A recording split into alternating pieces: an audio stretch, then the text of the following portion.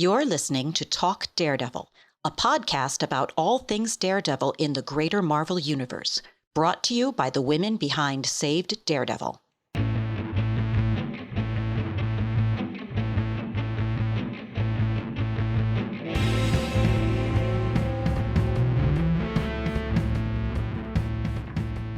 Hello, everybody, and welcome back to a brand new episode of Talk Daredevil, the Daredevil podcast, now run by the Saved Daredevil campaign.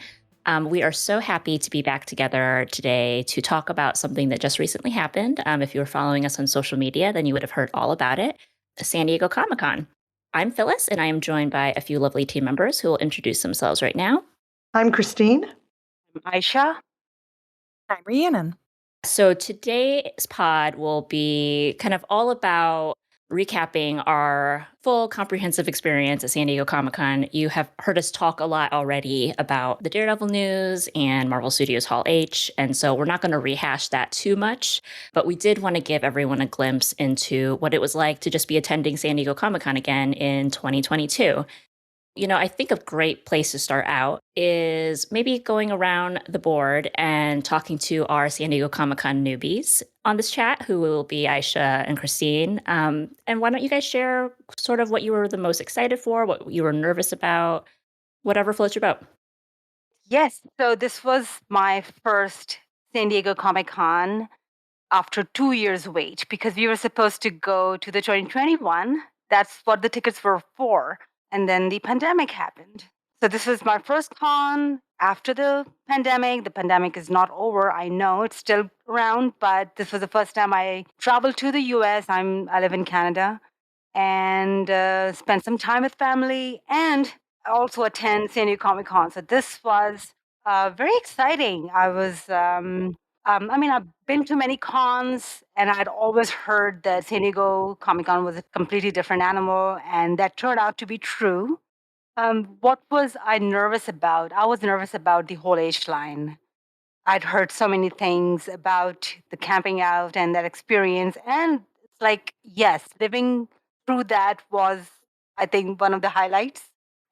Camping out throughout Friday to get our place in line for the Saturday panel. Oh my God, that was beyond anything I'd ever experienced.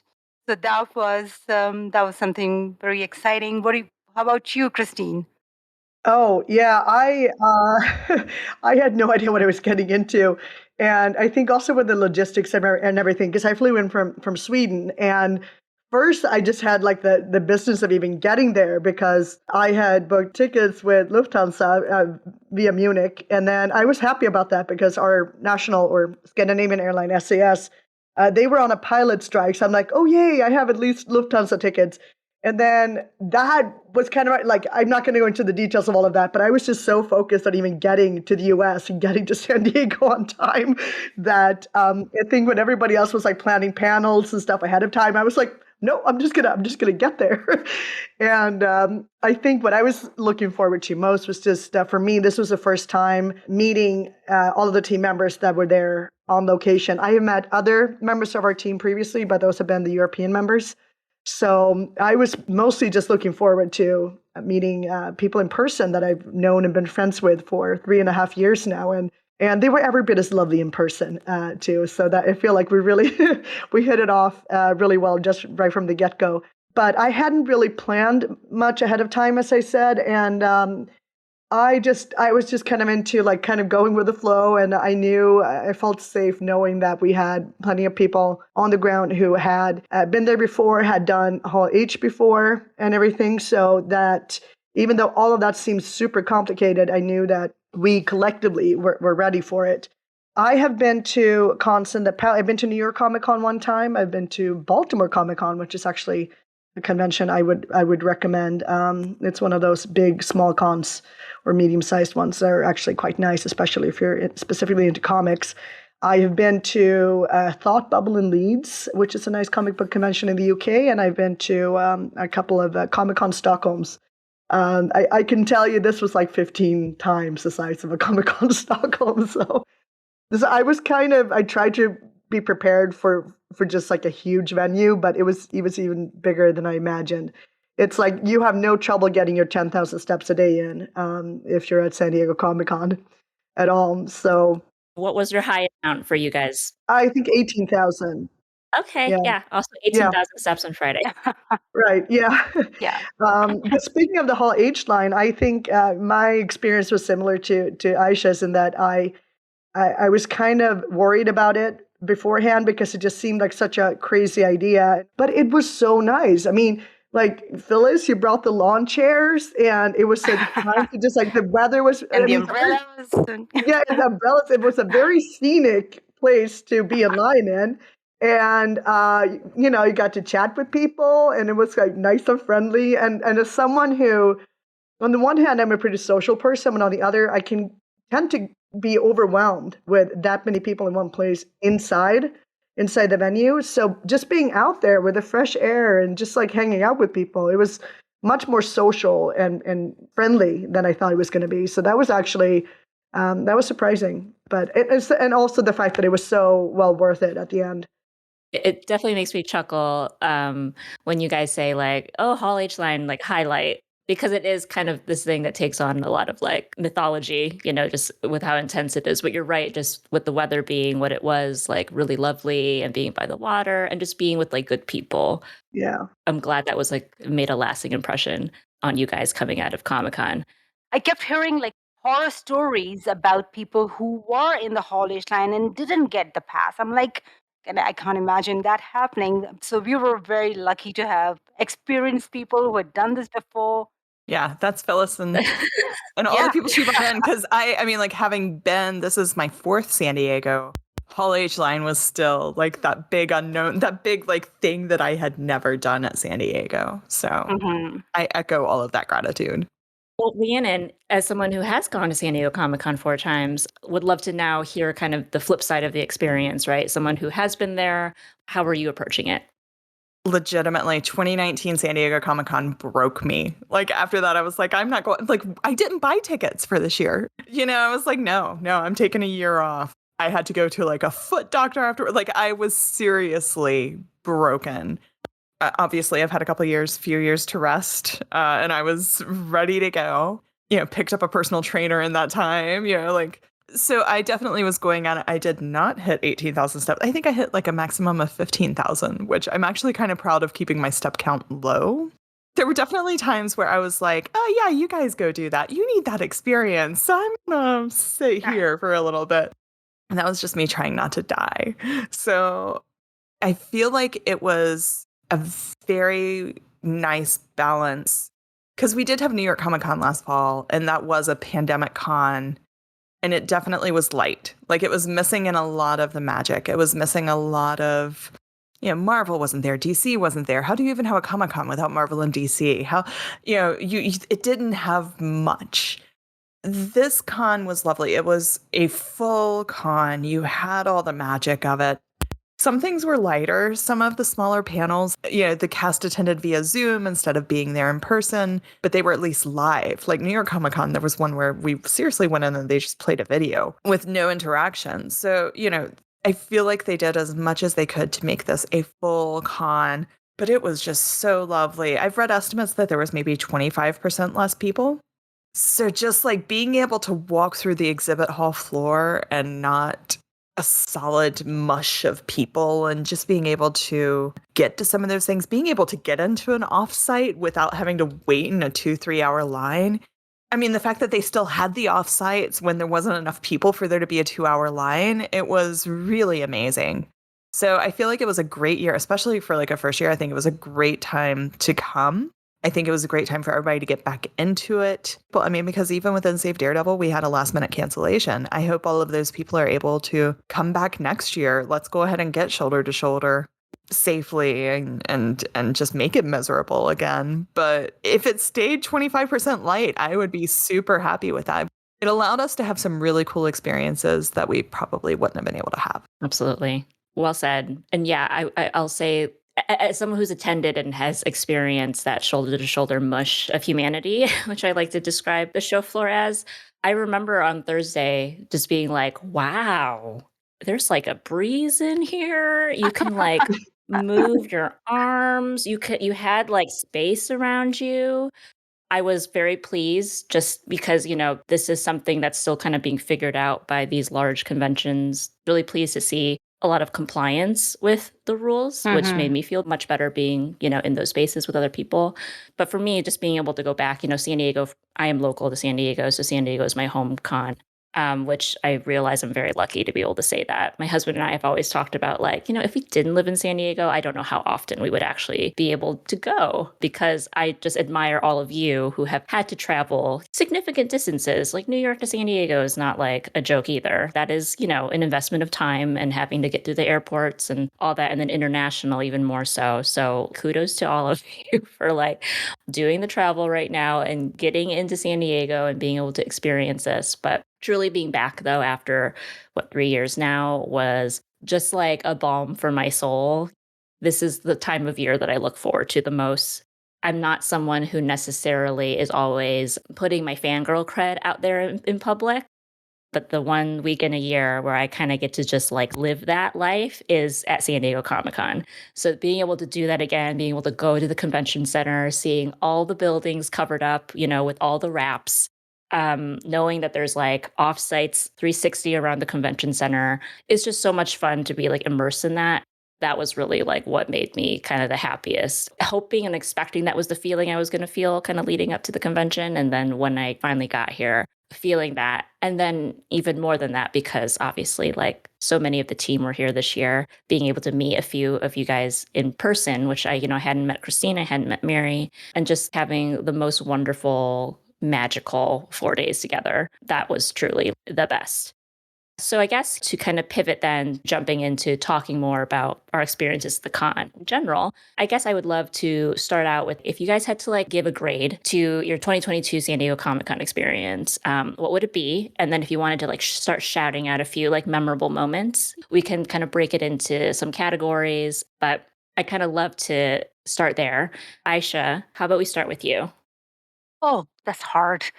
I'm like very bad at rating is the whole crowds and the experience of it. 4 out of 5, I guess. If I had just been transported into the Hall H panel at 5 o'clock, that would have been like, oh my God, 10 out of 5, Yeah.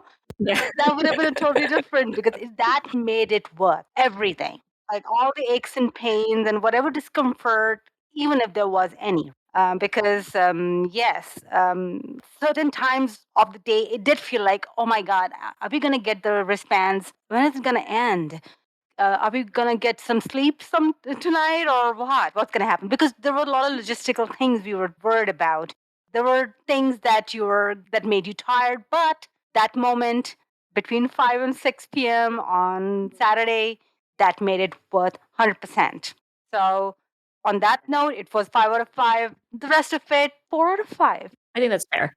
Yeah, because that one thought gets taken away because of all the hard work. You guys talk about how many steps. Like, I think I've been close to 20,000 on at least a couple of days. So I'm like, yeah, that's tiring. I'm not a very active person.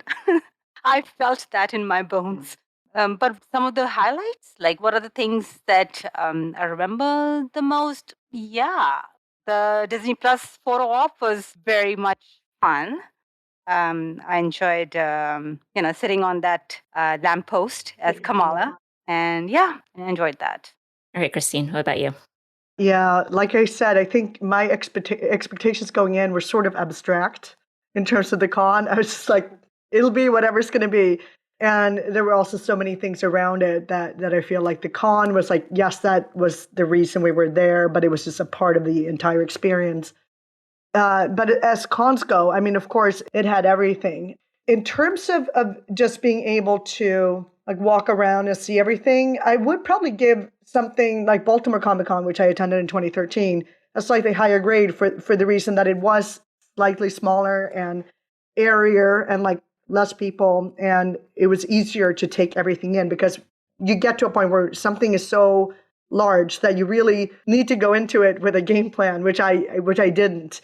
On the other hand, I enjoyed everything around it, like the whole Gaslamp district and lots of great restaurants. I mean, everything around it, including meeting you guys, was just like top notch.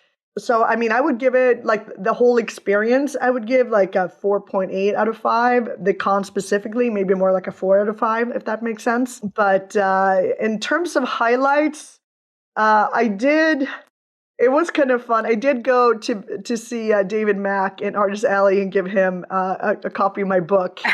Plug book. Joking aside, but that was Plug that book, Christine. Yeah, plug the book. This book is Being Matt Murdock, One Fan's Journey into the Science of Daredevil. Hit me up. But joking aside, I'd always had this like idea that anyone who's ever worked on Daredevil is going to get a free copy. And that was actually my first time meeting him. I've met quite a few Daredevil comic book like artists and writers in the past, but I hadn't met him, and I'd heard really good things about him, that he was very nice and everything. And he was very, very gracious and kind of a mild-mannered, very, very friendly, and so nice. So I bought some art from him, and then I gave him a copy of my book that he insisted that I sign. And then, of course, I was like, I've never signed a book before. So, but that was a special moment for me personally. And Mary was the one who found him, and she took me over there to see him. So shout out to Mary. Rihanna, do you want to go next? I give this con like a solid B for me. My personal con experience, not the con itself. Because I think everything was there. I think I didn't have as much travel and everything as Christine, but I just was not able to focus on planning or anything. I barely, I'm sitting there on Thursday trying to see if there's any panels on Friday that I want to go to and all of that. So I feel like there's things I'm just like at home now, and I'm like, and I feel this at every con actually, like, why didn't I go buy things? Like, I want some 100% soft. Why didn't I go do this? And I didn't even I barely even went to the Marvel booth. I picked up nothing at the Marvel booth, like even the freebies and everything. Like I said, this is my 4th San Diego. I've done 4 or 5 New Yorks. You're going to miss stuff. There's going to be moments that people post on Twitter and you're like, holy crap, I should have gone there.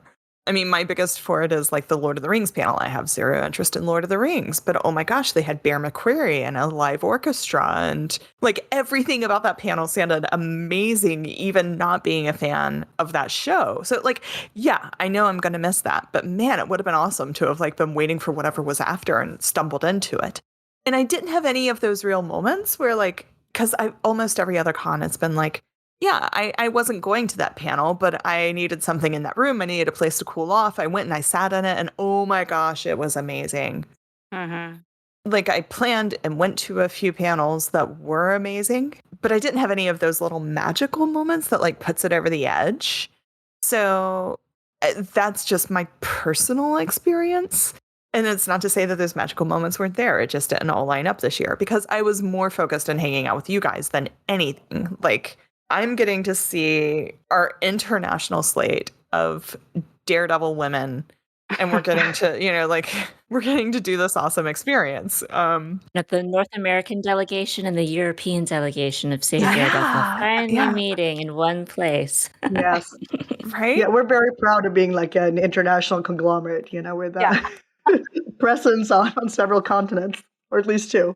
Yeah. So for me, the overall experience, all of it was wonderful, but it didn't have that little extra to make it, like Aisha said, it's not a 5 out of 5. And the Hall H was far less painful than I expected. I had so much anxiety about that. I have followed closely in past years and watched the Twitter threads unfold as things happened. And I have to say, it was actually a little bit less stressful being there than I imagined. I also want to say that you contributed to this Hall H Twitter threads this year, and you were secretly beefing with the IMT vote.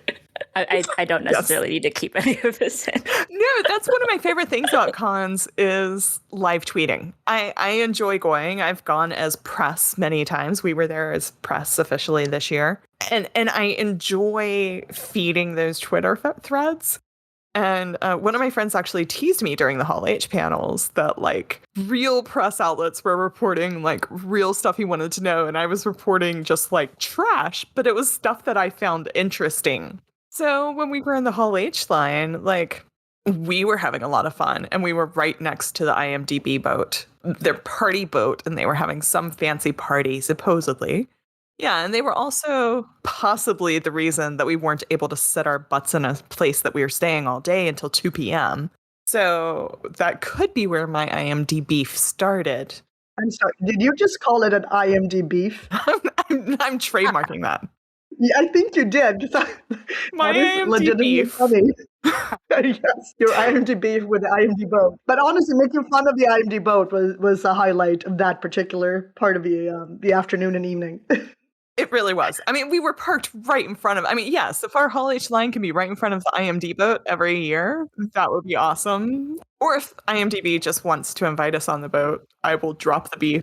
We'll resolve the beef if Yeah. you That explain was my point. I was invitation. like, let me on the boat to prove that your party is more fun than ours. But I don't think it was. But I don't think those people ended up in Hall H and having as much fun as us either. So Oh yeah. it was yeah. So I enjoy bringing the con to everybody. And that's, again, I feel like I didn't do as good a job of that, which I'm a little disappointed in myself. I'll get back up to speed. I'll work on that. But yeah. Like we were all adjusting, I think, back to the experience in general. So I think the fact that we did as much as we did was honestly actually very impressive, in my opinion, at least. Also deducting a small amount because I didn't eat a bacon wrapped hot dog or spend the whole week craving one. There was just like very low concentration of bacon wrapped hot dogs. I literally I smelled, like we were not in the same spot at that time. I had smelled a bacon wrapped hot dog. I like turned around and saw a bacon wrapped hot dog vendor, and I took a picture of said bacon wrapped hot dog vendor, sent it to you, and was like, "Yo, It's there. when are you going to have one of these hot dogs?" And so I am also mildly disappointed that you did not include one in your experience, but that just means you have to come back next year and have a bacon wrapped hot dog. I'm good with that. So let me wrap up kind of our ratings before we jump into kind of covering some of the memorable moments. For me, I would say very much in line with kind of how you guys have been breaking out sort of like the personal experience of the con and then like the con itself. I think for me, it probably aggregates to about like between a 4 and 4.5 out of 5.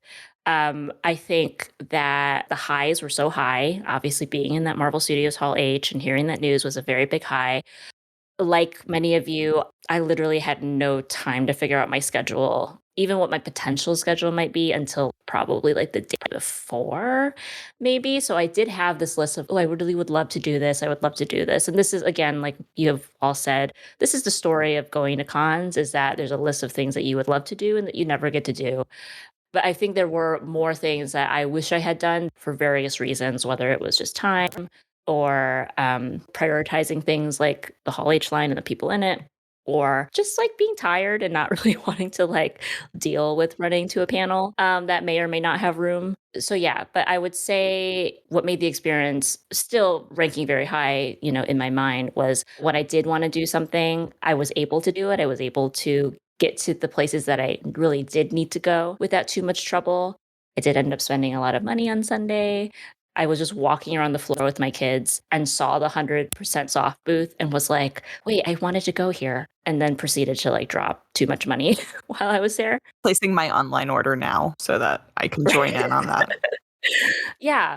So I did regret, like, I literally spent 10 minutes in Artist Alley, which makes me really bummed out because there were a bunch of tables that I did want to visit. And I just literally had no time between Thursday and Saturday to do any of that. So huge regret not being able to go and check out more artists. And so hopefully I will very much rectify that next year. But yeah, I think for all the things that didn't happen and I didn't get to do and was bummed that I didn't get to do, I was still very happy with like the experience that I ultimately did have. And I always have this thing where the post-con blues thing, you know, where you spent so much energy and you've done all this stuff and it's been like go, go, go, go, go. And then like you come back home or you go back to work on Monday and it's like, oh my gosh, I'm like missing so much now from my life now that this is done. I will say that this year I was like, you know what? That was great. That was enough. That's actually been kind of nice because I think usually you just had so much fun or it was just so all encompassing that you just can't help but feel like, okay, now what? I definitely didn't have that feeling this year. So that's kind of where I stand on it. I'm very excited for next year, though. I think next year is going to be hopefully even more fun. Hopefully, more of the team will be able to come out.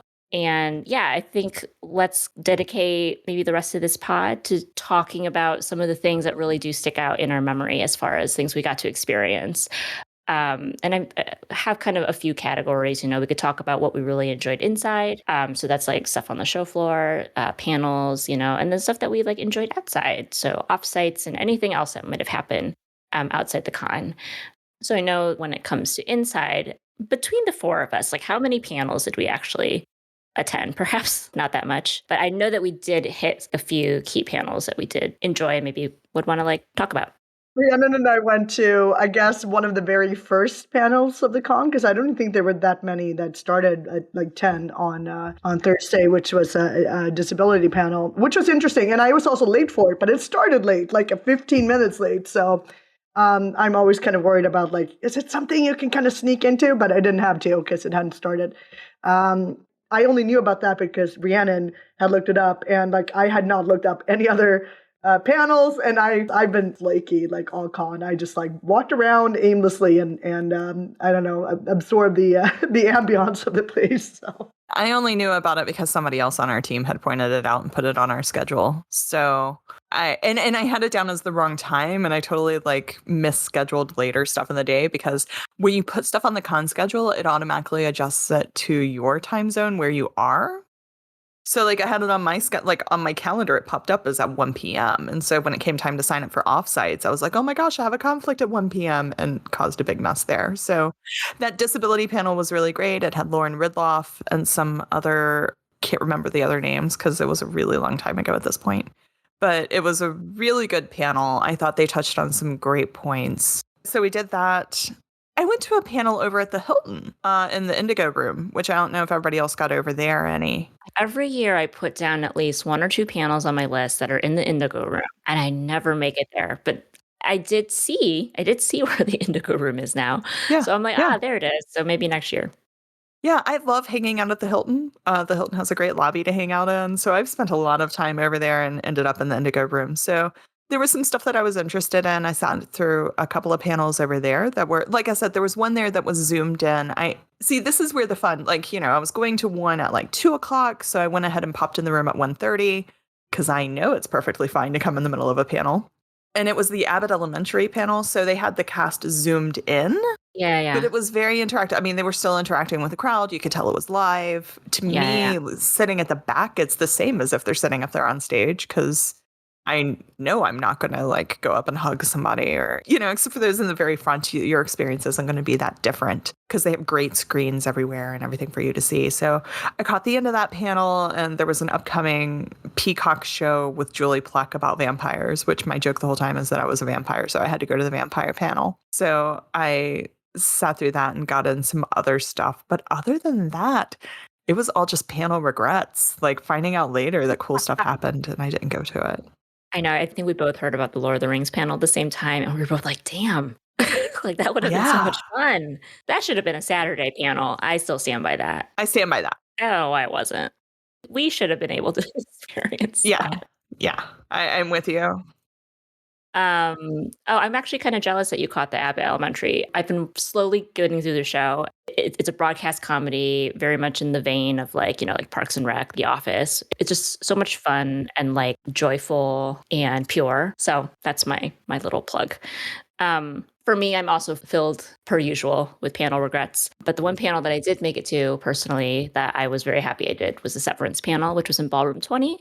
It was nice being back in Ballroom 20 as well. You got to hit those main rooms like Room 6, Ballroom 20, Hall H. And they both have their own Twitter accounts, I noticed. And they were like dueling Twitter accounts, Hall H line and Ballroom 20. That was funny. Yes, per tradition, like a week beforehand, they like rumble back to life. And then they get very cute over the course of the con.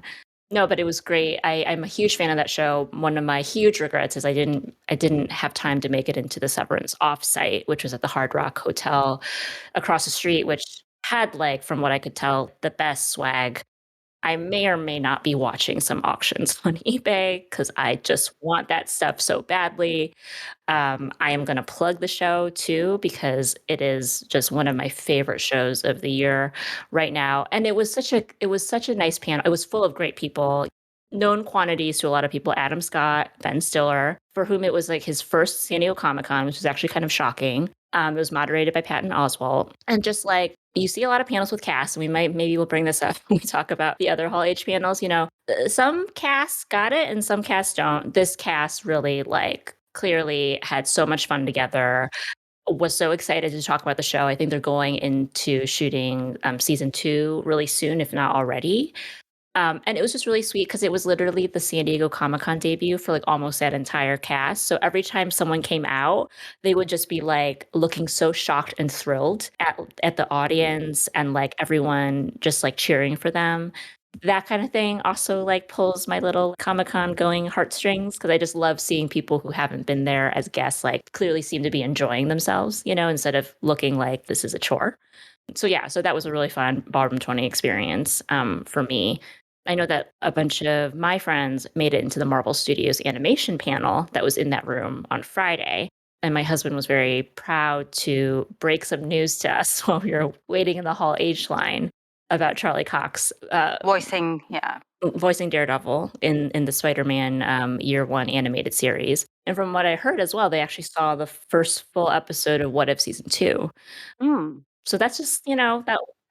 And they saw Kevin Feige, not too far from them. But it was funny because my husband was convinced that it was not Kevin Feige, and my friend Tim was very convinced that it was Kevin Feige and yelled out, "Kevin!" And then I saw a picture. I saw a picture of Kevin Feige like on the floor, I think like at the Boss Logic booth, because the thing was he wasn't wearing his hat. So he's kind of like Ooh. Clark Kent in this way. If he doesn't have a baseball cap on, he's just another like bald white guy wandering. I don't even know what the top of his head looks like. Like I can't Yeah. even like imagine it. Yeah. Though it was funny because there was a point in Hall H where a guy with a baseball cap walked by, and we were like, Like, oh no. no, it wasn't. No, not him. Not him. No, not him. Keep it moving. But that's a great way for him not to be recognized, though, if he wants to go on the comp floor and like nobody recognizes him. I think Charlie did this too at New York Comic Con, where it's a tradition for celebrities who want to explore the con floor. They have to go into full costume.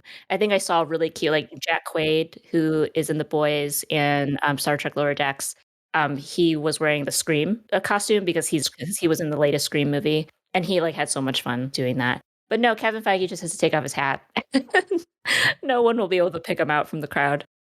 So they did see him, and then I did see that picture, and I, sans hat, and I showed it to them. So my friend Tim felt very validated, and my husband was like, "Oh, my bad. I guess we could have, shouted requests at them the whole panel."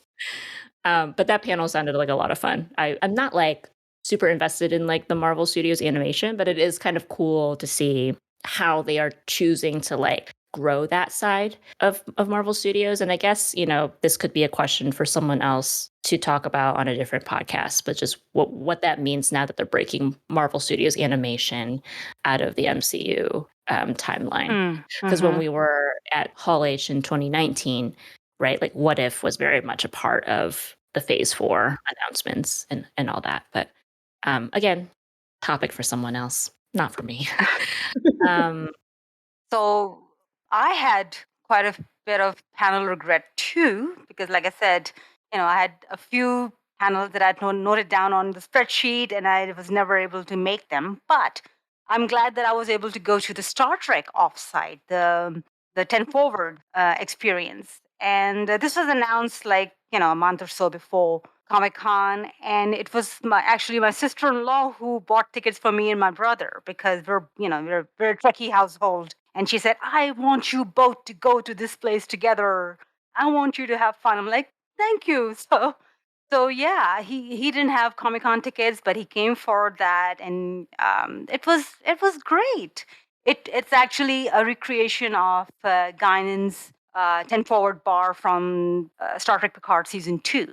So that's what it was. I think they did it in Los Angeles, and then now they brought it to San Diego. it's a traveling thing. Star Trek usually has these Star Trek the Experience, the Academy Experience. I went to one in Calgary, and that is also something that traveled from all over the States and also in Canada. So this was great. It was, 90 minutes and people in Star Trek cosplay. I have a picture with an Andorian with me and my brother.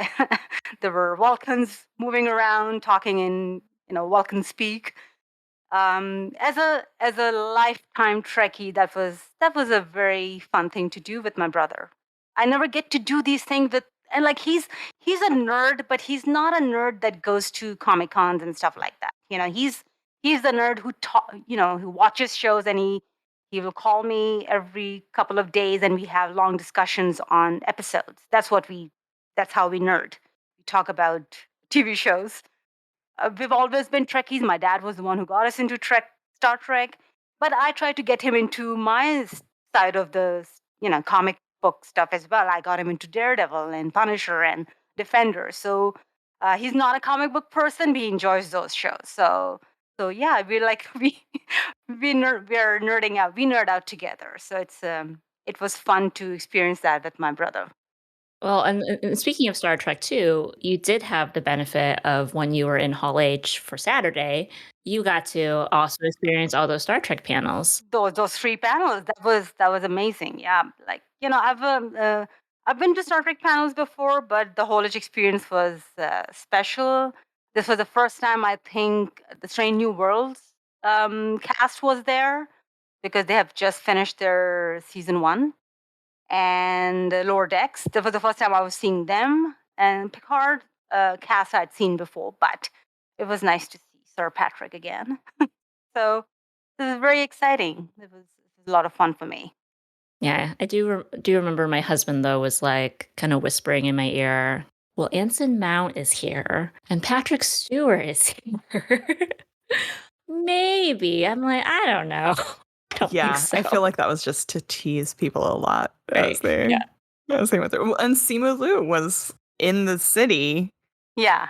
He ended up doing a Funko panel with Rosario Dawson, who I didn't know was there. Would have loved to have like caught a Yeah. glimpse of her. She is like unreal. And I almost went to the What We Do in the Shadows panel that was before the Funko panel. Oh, was that on 'Cause- Sunday? Yeah, because I was staying with my cousin and she just like had a couple of requests, like if you can pick up any free swag for these things, which I wasn't able to. I just sucked at swag this year. But What We Do in the Shadows was one of them. And I was like, well, maybe I'll just go sit in their panel in case they're handing out something cool that I can leave with her. And evidently, like Funko was immediately after that because I know somebody else that went for What We Do in the Shadows and was like, Funko, because this room is getting full and they're probably going to give away good stuff. And did they? So, oh yeah, they all got a limited edition. I think it was a Demogorgon Funko. Oh, So nice. like they were immediately like when you go down. So like for our listeners, Hull H is like on one side of the convention center. And for some of the panels, they give you a ticket instead of handing out the swag right there. And you have to take that ticket to the Hyatt, which is on the complete other end of the convention center and one hotel down. So a solid half mile probably. Yeah. So evidently after the Funko panel, like because it was the end of the con, there was a massive rush down to the Hyatt and like people standing outside the Hyatt, like ready to give people cash for their Funkos and everything. It was evidently a last minute good time for folks that were there. But yeah, there again, panels that we didn't do. I know. That's also on my that was on our list. I was literally telling a coworker who is a big What We Do in the Shadows fan, and I am also a big fan of that show. This might be the year I get to go to the What We Do in the Shadows panel. 'Cause in the past, there was always a clear conflict. But I was like, okay, this year's on Sunday. Maybe we can do it. Nope. I don't have much panel regret since I still don't know many of the panels I missed. Can't regret it if you don't know what's happening. We'll teach you to have regrets. Yeah. So why don't we jump back to offsites since you did kind of get us started on offsites, Aisha. I know Rhiannon, you were able to hit up a couple. I did my absolute favorite, and it was just an amazing experience, was the D&D movie Offsite. So there's a movie coming out next spring based on the D&D game, which I have played a few times. And like there again, because my brain couldn't compute time zones. I ended up going at a separate time than all of the one D&D group I've played with actually all ended up getting tickets. They didn't all have tickets to the con, but they were able to get tickets to this offsite. And I ended up going 2 hours earlier than them. But it was really cool. Like, one, you just walk up, I mean, seriously, a half hour between arriving and leaving, which is amazing for offsites. Even if you have an appointment. Like, it was on the first day. I was like, they'll probably be running 2 hours late. It'll be crazy. Walked right up, got right in. They offered an alcoholic beverage, or you could get it without alcohol. So, like, there was a cocktail for everybody. They had turned this place into a tavern, a D&D tavern. Paid actors there, like, just having a good time, breaking out into song or breaking out into fights, or, you know, doing everything that you would expect in a tavern when you're playing Dungeons and Dragons. It was just so cool. And then the tavern got attacked by a dragon, and As these and things, as it does, you know? And they had amazing, it was like a ride at Universal Studios. It was really just sort of something you would expect at a theme park. But we're just at some bar that was converted for 3 days that didn't even run this on the 4th day. It was just some bar converted for 3 days. It got attacked by a dragon, like 4D. There's smoke coming out. There's sound going throughout the whole tavern. There was, you know, just this incredible experience. And then when it leaves, like, the whole tavern is covered in, you know, they shine black lights, and there's green slobber everywhere from the dragon. And they're like, oh, we got to clean this place up. Everybody out. And they just move on to the next group. So very well done. Amazing offsite. Every offsite I've managed to get in has been lovely. So and it made me excited for the movie. Like, everything that I saw about this D&D movie, I'm excited for it. I think it looks like something that people that have never played D&D will still enjoy. I definitely think it looks cool. And then I wandered up to the FX offsite, which it was outside and in the sun, which I do not approve of. although apparently they had a night experience, and it looked really cool when I walked by it at night. At night, it would have been amazing. Yeah. But yeah, it was very spooky. They very heavily, I mean, it was American Horror Story, What We Do in the Shadows, like, leaning into a lot of those. You walk through this maze of shrubbery, like, they have it, and in the shrubbery, there's all of these, like, creepy dolls. We have to say, the American Horror Story dolls, they very much leaned into these, like, creepy American Horror Story dolls that were looming over us the whole time we were in the Hall H line on a giant building wrap on the side of the Hilton. You walk through and those dolls are everywhere, and they had living dolls that were, like, urging you to come and join their tea party. And just and then, like, they had the What We Do in the Shadows. They had a vampire disco experience part. I would have loved that. Yeah. So it was, you know, like, just a very fun little offsite that you could easily get in and out of, and lots of little stuff there. And then at the end, you could win prizes. And I think I got a bottle of hot sauce that I immediately gave to my friends. Yeah, those are the offsites that I got to. Yeah. Again, so much offsite regret, so much panel regret. Maybe I need to revise my rating for this con, because I'm like, oh man, I really regret all the things I didn't get to do. At least we don't have people regret. We all enjoyed Yes. hanging out together. Absolutely no people Highlight. regret. No general experience regret, because I experienced what I needed to experience this time. To keep on the theme of, like, being outside, you know, just a shout out again to the party that we held, our Fandom Without Fear meetup at Basic. The people at Basic, by the way, they definitely remembered us from 2019, and they were so sweet, and they were so, like, excited for us and accommodating. And we just had such a great turnout. So to all the fans who we wish we had the ability to accommodate, like, infinite people, we just do not. But for those of you who were able to make it out, we're just so excited to spend the evening with you. We hope you had the best time, because we certainly had the best time there. And again, another shout out to Mr. Peter Shinkoda, who had obligations at Comic-Con, by the way. He actually was on a panel, literally as our party was starting, you know, promoting his latest project, Salvage Marines. And so for the folks who were able to hang out with us till the end of our meetup, they were able to meet Peter, get some really great photos. And yeah, what a wonderful human being, by the way. Very sweet, very generous. Yeah. So kind. we can never promise anything going into any of these things. So, please only come with the expectation to have fun with your fellow fans. But when we are able to do things like that, it is quite a treat for us as well as for the people attending. So now I kick it back to New York. Oh, we will deliver. We will deliver in New York. I'm trying to figure out how we're going to pull off the party this year in New York, but it'll be awesome no matter what we do. It might be at the Taco Bell Cantina. It might be on a rooftop. We will see. But come ready to celebrate. Well, all you need for a party is a good group of people, and you have a party. So Swag bags at the Taco Bell Cantina.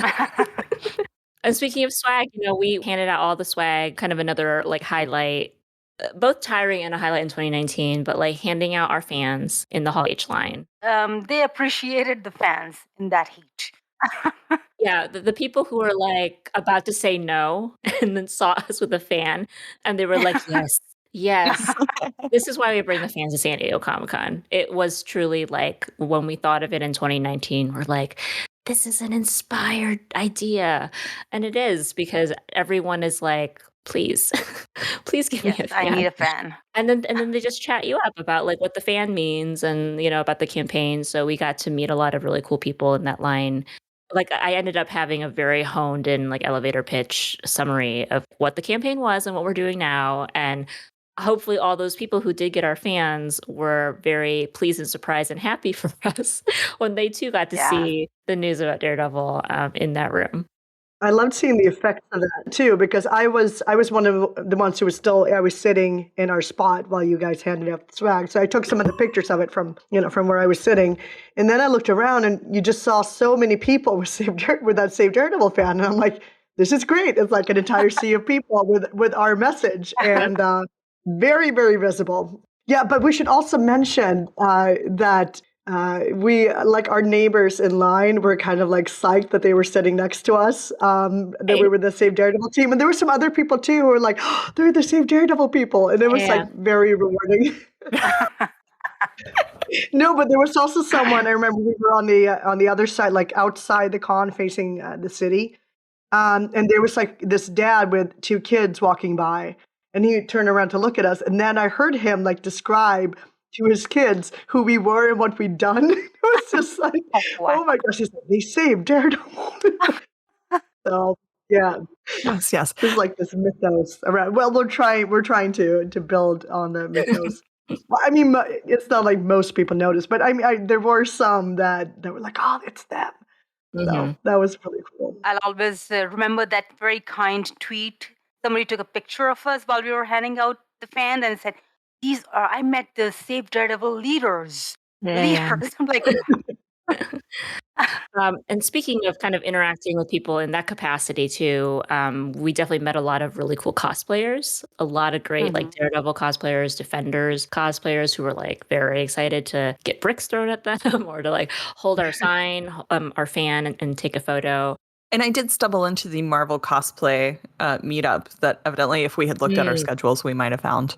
It was a Marvel cosplay thing within the con, it was an official thing inside the convention, and that was just really cool. All of a sudden, it was when we were in the Hall H line, and it was just the closest way to get inside to the air conditioning and bathrooms and everything. And suddenly, there's a bunch of Matt Murdocks and the most amazing Elektra that we've shared on our social media. We do have a highlight in our stories in our Instagram account, so you can go back and see everything we posted. But that Elektra was unreal. Absolutely unreal. And so nice. So incredibly nice, when you talk to her and everything. I mean, because she totally looks unapproachable. I don't know. I was trying to talk one of the Matt Murdock cosplayers into going up and talking to her and getting a picture with her, and he was like, she is an actual Amazon. She is literally 6 feet tall, even without the heels. Incredible stiletto boots. Yeah, I follow her on TikTok now. Yeah. We've shared her on our TikTok, which we have now. And on her TikTok, she says she's 6'1", and she did some amazing stuff in that costume. But just all the Matt Murdock cosplayers, all of the cosplayers, it was just fantastic. Yeah, it was really fun you're walking around, you're not expecting to see a Daredevil reference, but you see it, and it's kind of a little bit of that magic, right, of like walking the floor and getting like that nice surprise. Speaking of the floor, I also did get to swing by the Boss Logic booth. Super talented guy, like has obviously made art for everything, but has made some like wonderful Daredevil pieces. And so I did want to swing by the booth and kind of give him a quick like thank you for, visibly online being supportive of the Save Daredevil campaign and just Daredevil returning in general and dropping off some swag. And so that was kind of a nice moment that I remember too. I guess like here's a random question to perhaps start ending this conversation on. Maybe you won't have an answer to this question based on all the things that we've highlighted so far. Do you have a favorite piece of non-Save Daredevil swag that you left the convention with? Because I know we did have the best swag, so it doesn't count.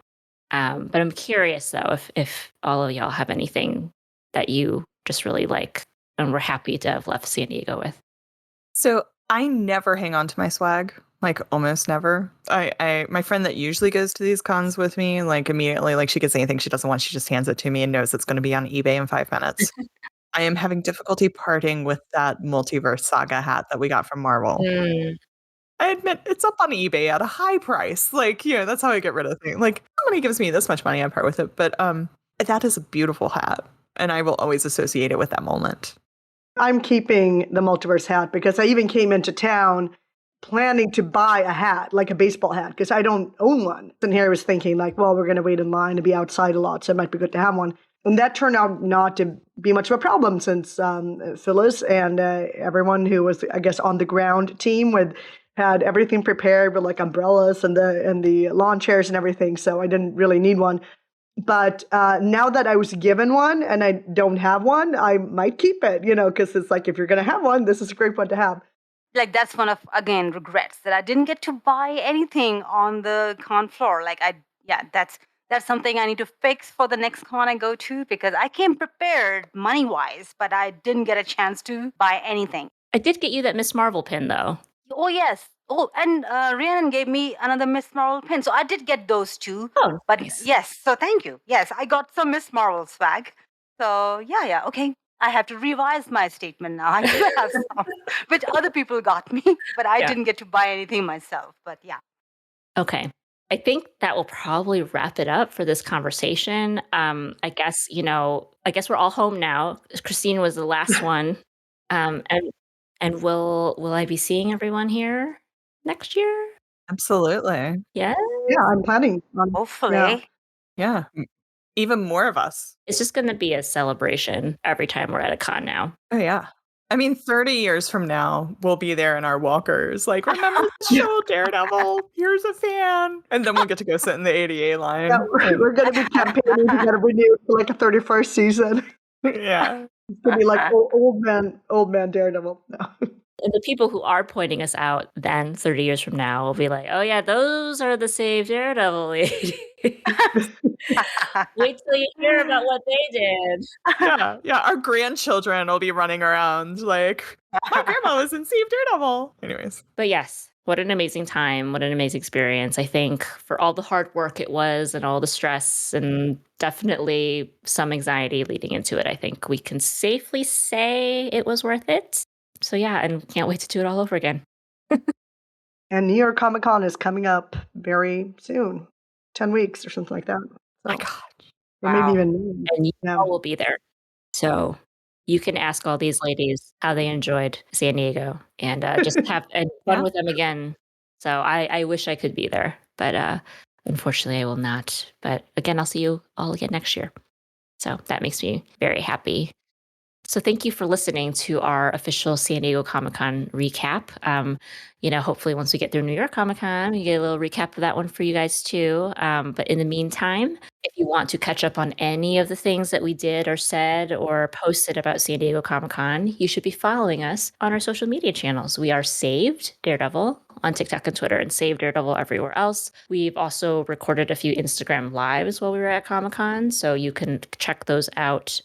Should be able to check those out on our Instagram account. I will double check and make sure though, but I believe they're posted to our feed. They are. We also just recorded a Talk Daredevil live stream a few days ago that is on our YouTube, so you can catch up on that there as well. And yeah, we're just excited to be just back, recording stuff for you guys. We have a few more podcasts coming up that will be hopefully rolling out soon. And yeah, now that we officially have Daredevil news, you can just expect to hear from us more and more often. So thank you for following us and continuing to follow us and making us one of your destinations as a Daredevil fan. Thank you, everyone, for spending your time with me again. And we'll catch you in the next one. Bye. Bye. Thank you for listening to Talk Daredevil. For more information about Saved Daredevil, including links to our socials, please visit us at SaveDaredevil.com. Remember, Murdochs always get back up.